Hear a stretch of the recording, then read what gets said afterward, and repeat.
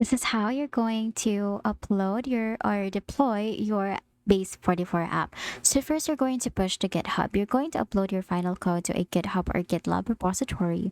Or you don't actually have to like directly or manually upload it. You can just hit on the GitHub icon right here at the top, and then this one integrates your Base44 app to GitHub, and then it automatically deploys it on the GitHub once you authorize GitHub to be connected to Base44. Now, if you have a hosting, you can also log into a provider via Vercel, Netlify, or Render, and then just click on new project, and then you can import from GitHub. But again, you don't have to do all of that once you have your GitHub integrated into your Base44. Now all you have to do is to build command, usually npm run build, and then you can add your API keys in the host settings. Like you can find your API keys right here at the dashboard tab. You can just click on API, and then from here you can find all of your um, you can find all of your API keys. Now you just have to click on deploy, and then the host will provide a live URL automatically. And that's it. Again, the most important thing that you do here is to connect it or to integrate your GitHub